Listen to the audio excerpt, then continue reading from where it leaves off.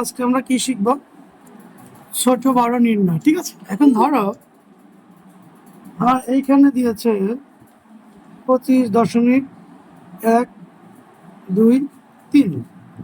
এখানে একটা খালি ঘর দিয়েছে, বলছে যে 27 দশমিক, এটা দিলাম। হ্যাঁ, এখন আমি ছোট বড় নির্ণয় কিভাবে করবো? সূত্র কি জানো? সূত্র হলো পূর্ণ সংখ্যার সাথে পূর্ণ সংখ্যার সাথে পূর্ণ সংখ্যা তুলনা করব। তাহলে 1 নম্বর সূত্র কি বলো তাচ্ছি? পূর্ণ সংখ্যার সাথে পূর্ণ সংখ্যা তুলনা করব। আর 2 নম্বর কি? 2 নম্বর হচ্ছে দশমিক সংখ্যার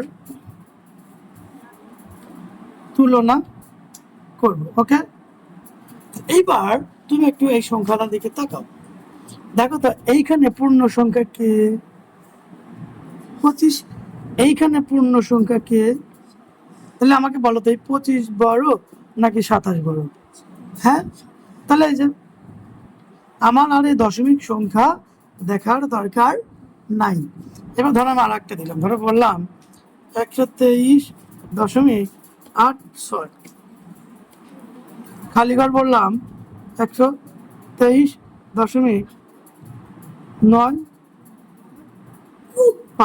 ওকে, এবার তোমাকে যদি কোশ্চেন করে এই দুটো সংখ্যার মধ্যে কে বড় কে, তাহলে আমি আগে কাকে কাকে তুলনা করবো বলো তো? পূর্ণ সংখ্যার সাথে। বলো তো এইখানে পূর্ণ সংখ্যা কত? 123। এইখানে পূর্ণ সংখ্যা কত? তাহলে এখানেও 123, এখানেও 100।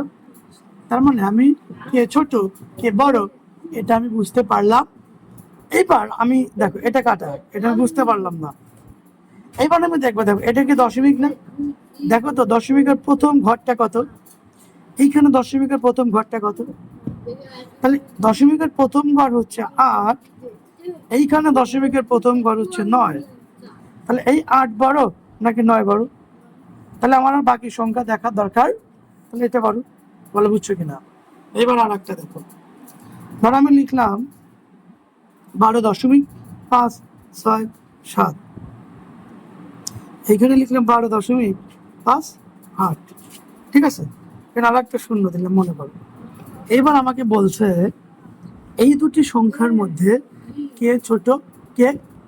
আমি আগে কি মিলাবো? পূর্ণ সংখ্যা। দেখো তো এখানে পূর্ণ সংখ্যা কে, এইখানে পূর্ণ সংখ্যা কে, এখানেও 12, এখানেও। তাহলে 12 কি হয়ে গেল? 12 মিলে গেল। এবার দেখো তো দশমিকের পরে প্রথম সংখ্যাটা কত? এখানে প্রথম সংখ্যাটা কত? তাহলে এটাও কি হয়ে গেল?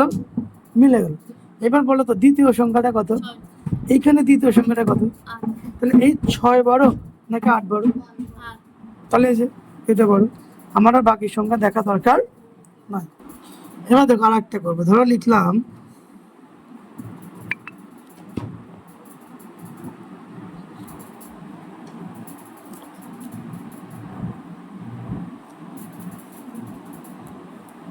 দেখো, এবার এখানে কয়টা সংখ্যা দিয়েছে? এই একটা। এবার দেখো তো এখানে পূর্ণ সংখ্যা কে? 1 2 3 4, 1 2 3 4। তাহলে এটাও মিলে গেল, এটাও কি হয়ে গেল? তাহলে আমার পূর্ণ সংখ্যা এখানেও যা, এখানেও কি মিলে গেল। এইবার আমি দেখবো দশমিকের, দেখো তো প্রথম ঘরটা কত? এইখানে প্রথম ঘর কি? এটাও মিলে গেল। এবার দ্বিতীয় ঘরটাকে 6, এখানে দ্বিতীয় ঘর কি? এটাও মিলে গেল।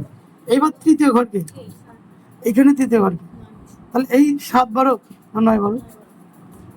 বলো বুঝছো কি বুঝি? এবার দেখো ধরো বললাম 11, এই পাশে দিলাম 0.5। এই দুটো সংখ্যার মধ্যে কি বলো দেখি, বলতে পারো কিনা? এখানে এটা কি পূর্ণ সংখ্যা? এখানে পূর্ণ সংখ্যা কত? আর এখানে পূর্ণ সংখ্যা কত? তাহলে 0 বড় নাকি 11 বড়? হ্যাঁ, তাহলে বুঝিনি মনে হয়। এবার বলছে 1.1 আর 0.1 506 কে বলো? এই দুটোর মধ্যে কে বলো দেখি, বলতে বলো। কেন বলো, বলো তো। এইখানে পূর্ণ সংখ্যা 1, তাহলে এই যে এটা বল, বুঝিনি মনে, দেখি এটা দেখি বলতে পারো কিনা।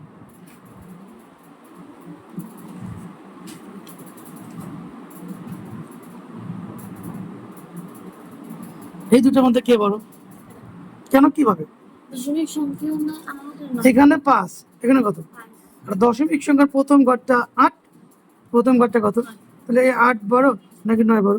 এই যে, তাহলে আমরা ওই দশমিকের যে ছোট বড় সেগুলো বুঝতে পারছি কি পারিনি? পেরেছি। এবার ধরো এটা দেখি বুঝতে, দেখি বলতে পারো কিনা।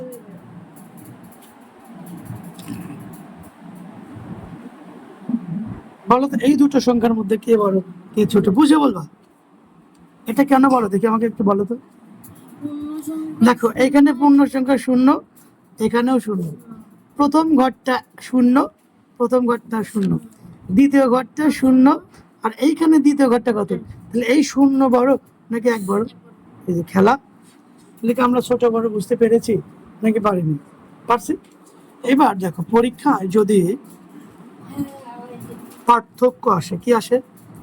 পার্থক্য অথবা অন্তর অথবা ব্যবধান, কি লিখছি বলো তো?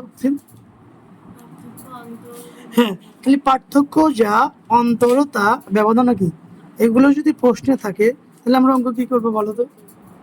বিয়োগ করব। অর্থাৎ যদি প্রশ্নে পার্থক্য, অন্তর অথবা ব্যবধান বলে তাহলে আমাদের অঙ্ক কি করতে হয়? যোগ নাকি বিয়োগ? আচ্ছা, যখন আমরা বিয়োগ করি, যখন আমরা কি করি, বিয়োগ করি, তখন বড় সংখ্যাটা আগে লিখি আর ছোট সংখ্যাটা কোথায় লিখি? পরে লিখি। তাহলে বড় সংখ্যাটা উপরে লিখি আর ছোট সংখ্যাটা কোথায় লিখি? তোমাকে আগে দেখতে হবে কে ছোট কে। এখন ধরো তোমাকে এই প্রশ্নটা দিল যে 10.56 এবং 13.890 এর পার্থক্য কত? এইবার তুমি একটু আমাকে বলো তো, এইখানে এই একটা সংখ্যা আমি লিখেছি আর এখানে এই একটা সংখ্যা আমি লিখেছি, তাহলে এই দুটো সংখ্যার আমার দেখো তো প্রশ্নে কি চেয়েছে? তাহলে যদি পার্থক্য চাই তাহলে অঙ্ক বিয়োগ নাকি যোগ? আচ্ছা, তাহলে তুমি বললা স্যার অঙ্ক কি হবে? বিয়োগ হবে।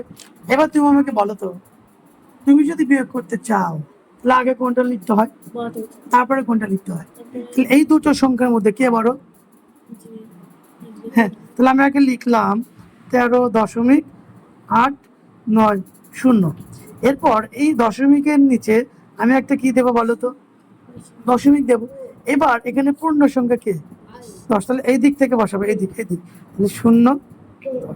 এখানে 5 আর 6 না, তাহলে এই দিক থেকে বসাবো, তাহলে 5 6। এখানে একটা কি দেবো? বিয়োগ করো নর্মাল। এই দশমিকের নিচে আমি একটা কি দেবো? দিলাম।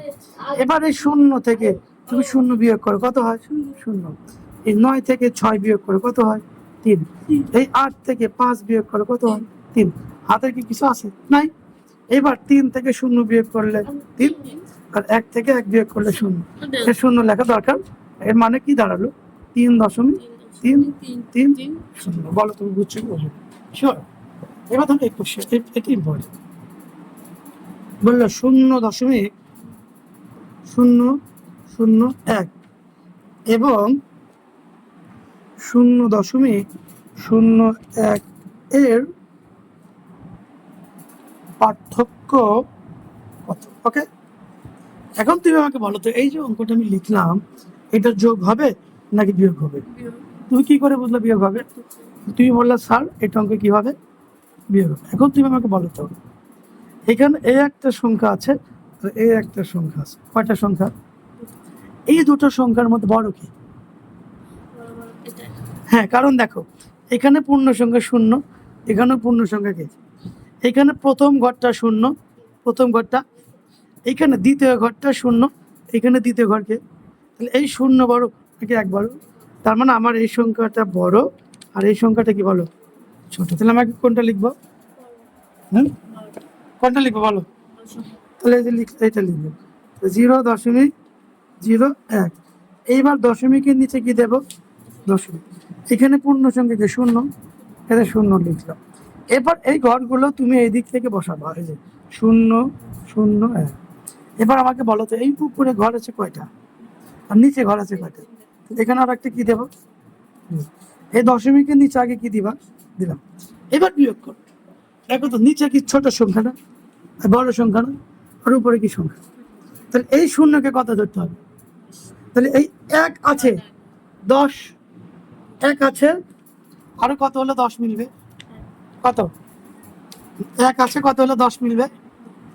9। এই যে 9 লিখলাম, 9 হাতের কত? এই 1 আসলে এখানে 0 আর 1 যোগ করলে কত? 1। তাহলে 1 থেকে 1 বিয়োগ করলে কি হয়? 0 হাতের নাই। 0 থেকে 0 বিয়োগ করলে 0, 0 থেকে 0 বিয়োগ করলে 0। তার মানে উত্তর কি দাঁড়ালো? 0.09। বলো তুমি বুঝছো কি বুঝিনি?